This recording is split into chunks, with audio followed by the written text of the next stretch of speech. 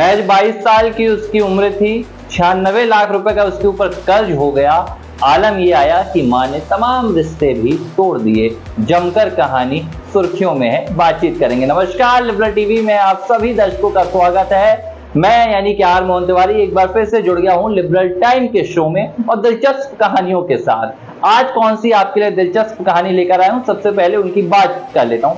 पहली कहानी है मात्र 2 लाख रुपए में आईपीएस बनाने की। सुनकर हैरान हो जाएंगे, 2 लाख रुपए में आईपीएस। अब आईपीएस के लिए पैसे कब से लगने लगे हैं, लेकिन ऐसा हुआ है और कहानी बहुत दिलचस्प है, पूरी देखिएगा।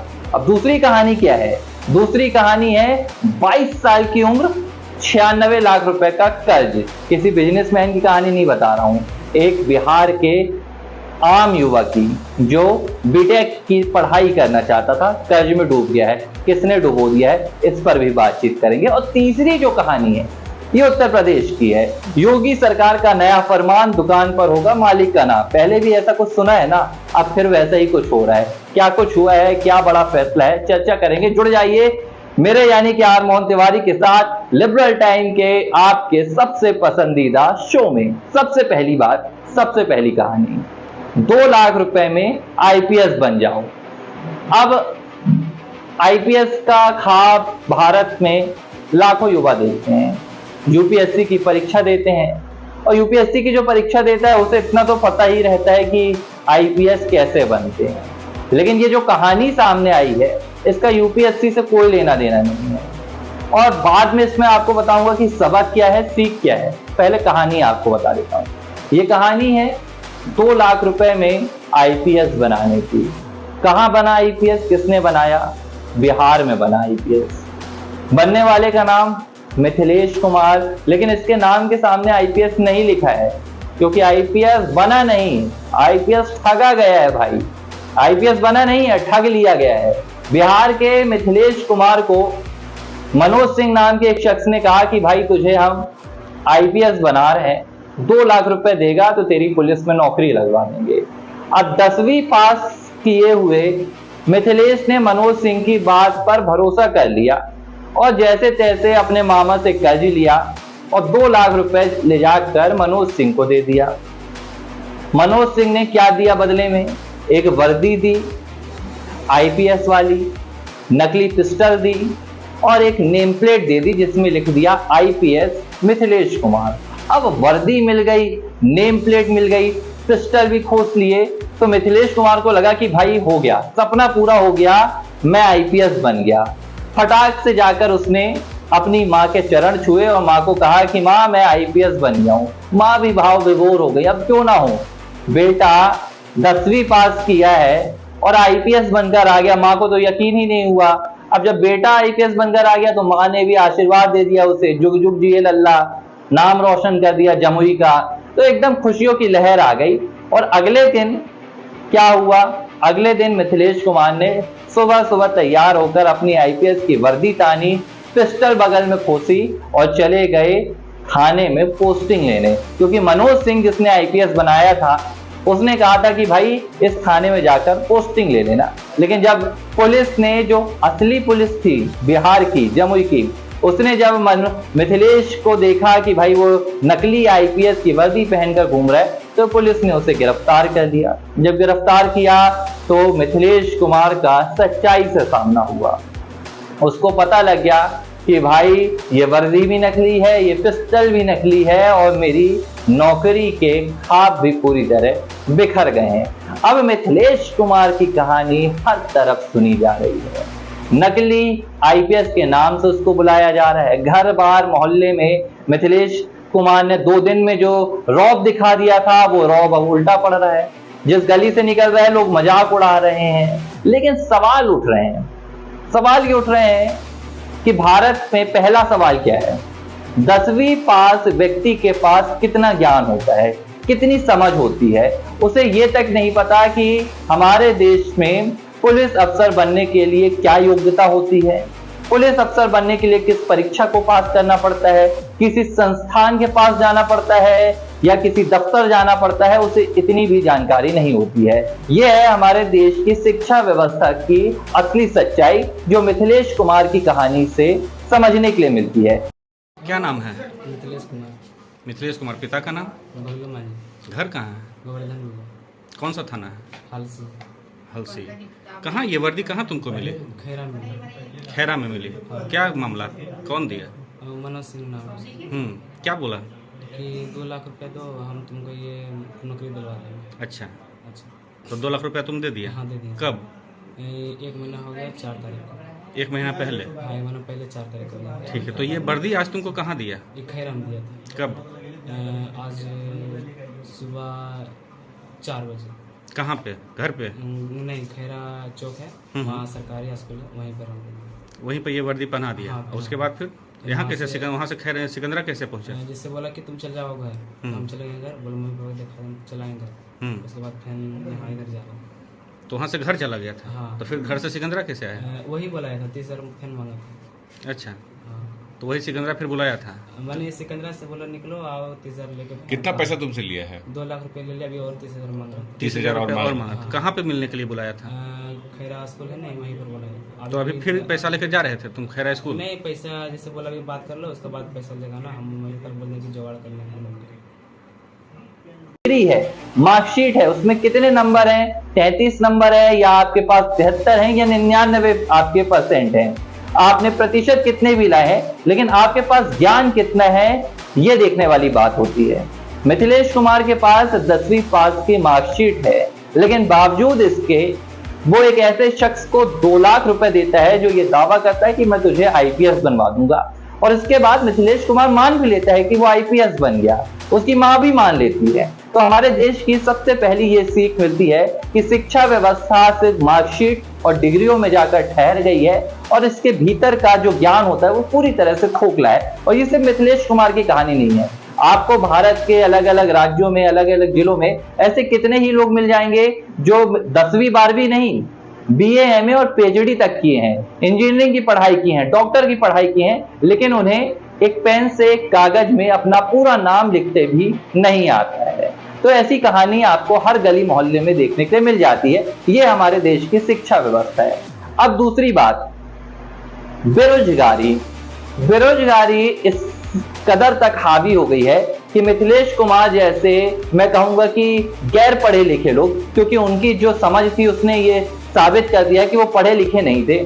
मिथिलेश कुमार जैसे गैर पढ़े लिखे लोग किस कदर फ्रॉड का शिकार हो जाते हैं, जालसाजी का शिकार हो जाते हैं बेरोजगारी के चलते। अब मिथिलेश कुमार की कहानी क्या है? 19 साल में मिथिलेश कुमार की शादी हो गई। अब घर में दबाव बन रहा था कि भाई कुछ ना कुछ काम करो, पैसे कमाओ। अब मिथिलेश कुमार ने क्या किया? नौकरी की तलाश करनी शुरू कर दी। अब उसे नौकरी तो नहीं मिली, मनोज सिंह नाम का ये जालसाज मिल गया। अब मनोज सिंह ने देखा कि भाई बेरोजगार है, नौकरी की तलाश में घूम रहा है, नौकरी पाने के लिए कुछ भी कर सकता है। अब आप यहां पर समझिए, नौकरी पाने की चाहत में 2 लाख रुपए मिथिलेश ने अपने मामा से उधार लेकर मनोज सिंह को सौंप दिए। यानी कि हमारे देश में नौकरी पाने के लिए भी लोग पैसे देने के लिए तैयार हैं। कहा जाता है कि नौकरी पाने के लिए पढ़ाई करनी पड़ती, मेहनत करनी पड़ती है, लेकिन यहाँ पर लोगों को नौकरी चाहिए, आप उनसे जितना पैसा एक मुश्त ले सकते हैं ले लीजिए। तो बेरोजगारी की कहानी भले राजनेताओं की जुबान में बहुत छोटी हो, लेकिन हकीकत मिथिलेश कुमार जैसे लोगों की कहानी से देखने के लिए मिल जाती है कि बेरोजगारी के चलते 2-2 लाख रुपए के ठग के शिकार भी हो रहे हैं। तो ये पूरी कहानी मिथिलेश कुमार की है। अब मिथिलेश कुमार को पुलिस ने गिरफ्तार करने के बाद उसे नए कानून के तहत एक बॉन्ड भरवाया था और उसे छोड़ दिया था। मिथिलेश कुमार अब अपने घर पहुंच चुका है और उसे अपनी बेवकूफी पर अफसोस भी है। वो कह रहा है कि शायद उसे इस बात की जानकारी लगे तो बहुत दुख हो रहा है। उसकी माँ भी अब रो रो कर, उसका भी बुरा हाल है, कह रही कि भाई बेटे के अफसर बनने पर खुशी हुई थी, अब पता चल रहा है कि वो तो नकली था सब कुछ। लेकिन अब मिथिलेश कुमार का क्या कहना है, अब भी देखिए उसकी अशिक्षा कितनी झलक रही है। मिथिलेश कुमार का कहना है कि एक बार फिर से वो पता करेगा और IPS की तैयारी करेगा, लेकिन इससे पहले वो अपने शरीर पर ध्यान देगा कि उसका ये दुबला पतला शरीर हष्ट-पुष्ट हो जाए और इसके बाद वो IPS की तैयारी करेगा। यानी कि मिथिलेश कुमार को अभी भी ये जानकारी नहीं है कि भाई IPS बनने के लिए पढ़ाई करनी पड़ती है, आपके हष्ट-पुष्ट शरीर से कोई लेना देना नहीं होता है। तो ये पूरी कहानी है मिथिलेश कुमार की, जो लगातार लोग देख रहे हैं और इससे सीख भी रहे हैं। तो हमने सोचा कि लिबरल टाइम के शो में मिथिलेश कुमार की कहानी से आपको रूबरू करवाएं। अब लिए चलता हूं आपको दूसरी कहानी की ओर। अब हमारी दूसरी कहानी कौन सी है? हमारी दूसरी कहानी है 22 साल की उम्र और सर पर 96 लाख रुपए का कर्ज। ये कहानी है बिहार जिले के, मतलब बिहार राज्य के ही रहने वाले दिल्ली के हिमांशु मिश्रा की। बिहार से ताल्लुकात है, दिल्ली में रहते हैं। पिछले 2 से 3 दिनों में इन्होंने देश भर के युवाओं की सुर्खियां बटोर ली है। कैसे? कर्ज में डूब के। अब आपको लग रहा होगा कि 22 साल की उम्र है, 96 लाख रुपए का कर्ज, बिजनेसमैन होगा, कहीं पैसे इन्वेस्ट किए होंगे, हो सकता है बिजनेस में लॉस हो गया हो, व्यापार में लॉस हो गया हो, नुकसान हो गया हो, तो 96 लाख रुपए का कर्ज आ गया। लेकिन ऐसा कुछ भी नहीं है। ये कहानी है 49 रुपए लगाकर करोड़पति बनने के सपने की, जिसमें हिमांशु मिश्रा फंस गए। और ऐसा फंसे कि बीटेक की पढ़ाई के पैसे लगा दिए, माँ का अकाउंट खाली कर दिया, पिता का अकाउंट खाली कर दिया, दोस्त का अकाउंट खाली कर दिया और 96 लाख रुपए के कर्ज में डूबकर ऐसी हालत आ गई कि ये मन में भाव आने लगे, ये विचार आने लगा, ये सोच आने लगी कि अब जान ही दे देता हूं। अब ये सब कैसे सामने आया? दिल्ली में एक नुक्कड़ कार्यक्रम चल रहा था मीडिया का। इस दौरान राजनीतिक चर्चाएं हो रही थी, अलग अलग मुद्दों पर चर्चा हो रही थी। तभी न्यूज एंकर ने मिथिलेश से कुछ सवाल पूछा और मिथिलेश ने सवाल पर अपनी एक राय रखी और उन्होंने बताया कि देश के युवा जो टीवी में विज्ञापन देखते हैं कि 20 रुपए लगाओ, 49 रुपए लगाओ, करोड़पति बन जाओ, अरबपति बन जाओ, बड़ी बड़ी कार खरीद लो, ऐसा ही उसने एक विज्ञापन देखा और उसे लगा कि यह हकीकत है। वो इस विज्ञापन के चक्कर में आ गया और उसने भी ऑनलाइन फैंटेसी गेमिंग में अपना करियर बनाना शुरू कर दिया। उसे लगा कि करोड़ों रुपए कमाएगा। अब मिथिलेश को इसकी लत लग गई। पहले तो उसके पास जितने पैसे थे उसने वो पैसे लगाए, वो पैसे गवाए, कभी जीतता कभी हारता। जब पैसे कम पड़ने लगे तो उसने अपनी माँ का अकाउंट भी खाली कर दिया, चुपके से बता कर नहीं। 28,000 रुपए निकाल लिए।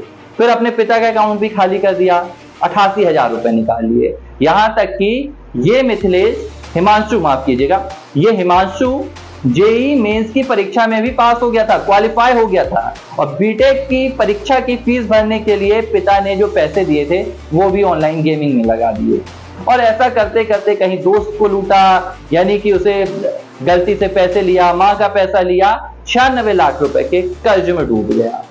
जब घर वालों को इसकी हकीकत पता चली, आसपास के रिश्तेदारों को इसकी हकीकत पता चली, तो सभी ने हिमांशु मिश्रा से अपना नाता रिश्ता खत्म कर दिया। अब हिमांशु की क्या कहानी है? दिल्ली की सड़कों पर अकेला घूमने लगा, सोचने लगा कि 96 लाख रुपए के इस कर्ज से कैसे बाहर आऊं। अब जब हिमांशु की कहानी देश के सामने आई तो लोग भी कह रहे हैं कि देखिए भाई, ये होती है हकीकत। जो टीवी स्क्रीन पर आपको ये ऑनलाइन फैंटेसी गेमिंग की कंपनियां दावा करती हैं, उन दावों में क्या सच्चाई होती है आपको नहीं मालूम। शायद आपने कभी सुना है कि आपके अगल बगल कोई जुआ खेलता था और जुआ खेलते खेलते भाई वो इतना बड़ा आदमी हो गया, इतने पैसे कमा लिया कि आज देश में उसका नाम है। आपने कभी नहीं सुना होगा। आपने कभी ताश के पत्ते खेलने वालों को अरबपति बनने की कहानी नहीं सुनी होगी। आपने ऑनलाइन गेमिंग में करोड़ों रुपए कमाने वालों के विज्ञापन देखे होंगे, आपने उनकी तस्वीरें देखी होंगी, क्योंकि यही ऑनलाइन गेमिंग कंपनियां आपको तस्वीरें दिखाती हैं। लेकिन इनमें कितनी सच्चाई होती है, आप ऐसे कितने लोगों से मिलते हैं आपको नहीं मालूम, लेकिन आप लालच में फंस जाते हैं। आप पैसे लगाने लगते हैं, इसकी लत लग जाती है, कभी हारते हैं और कभी जीत जाते हैं तो आपको लगता है अब इसका दुगना कमाऊं। अगर आप 50,000 जीत गए तो आपको लगता है अब 1 लाख कमाऊं, लेकिन कभी भी आप मुनाफे में नहीं आते हैं। हिमांशु मिश्रा की कहानी भी कुछ ऐसे ही मुनाफे के ख्वाब में नुकसान की कहानी है। आज हिमांशु मिश्रा 96 लाख रुपए के कर्ज में डूबा हुआ है, उसके पास अपना कोई नहीं है। लेकिन अब पिछले 2-3 दिनों से मीडिया में उसे सुर्खियां मिली तो उसकी माँ ने उससे बातचीत की और माँ ने कहा कि हम बात करेंगे कि कैसे हम इस कर्ज से बाहर आ सकते हैं। अब हिमांशु क्या कह रहा है? हिमांशु कह रहा है कि जो देश के युवा हैं ऑनलाइन गेमिंग की लत में हैं, वो इससे दूर हो जाएं। अगर आपका भविष्य कुछ होगा तो मेरे जैसा ही होगा, इसके अलावा कुछ नहीं हो सकता है। हमारे देश में दिन रात इन दिनों युवा ऑनलाइन गेमिंग खेलते हैं, पैसे लगाते हैं और इसकी लत में फंसते भी जा रहे हैं। सरकार के द्वारा भी विज्ञापन जारी करवाए जाते हैं जिसमें आखिरी में इन गेमिंग कंपनियों के द्वारा एक लाइन आपको बताई जाती है कि ऑनलाइन गेमिंग से आपको लत लग सकती है, सोच समझ कर खेले। लेकिन कोई भी कानून इन ऑनलाइन गेमिंग कंपनियों पर शिकंजा नहीं कस रहा है, इन युवाओं पर नजर नहीं रख रहा है, और जो कहानी होती है वो हिमांशु मिश्रा जैसी हो जाती है। तो ये हमारी दूसरी कहानी थी। लिबरल टाइम के शो में हमने आपको बताया कि कैसे 22 साल का हिमांशु जो दिल्ली में बीटेक की पढ़ाई करने गया था, 96 लाख रुपए के कर्ज में डूब गया। अब लिए चलता हूं आपको आज की तीसरी कहानी। अब दुकान में होगा मकान मालिक का नाम, योगी सरकार का नया फरमान। उत्तर प्रदेश की योगी सरकार ने एक बड़ा फैसला लिया है, इसकी चर्चा अब हर तरफ हो रही है, और ये चर्चा ऐसे वक्त पर हो रही है, ये फैसला ऐसे वक्त पर लिया गया है जिसका कई और दूसरे फैसलों से, दूसरी घटनाओं से सीधा सीधा तालमेल बैठ रहा है।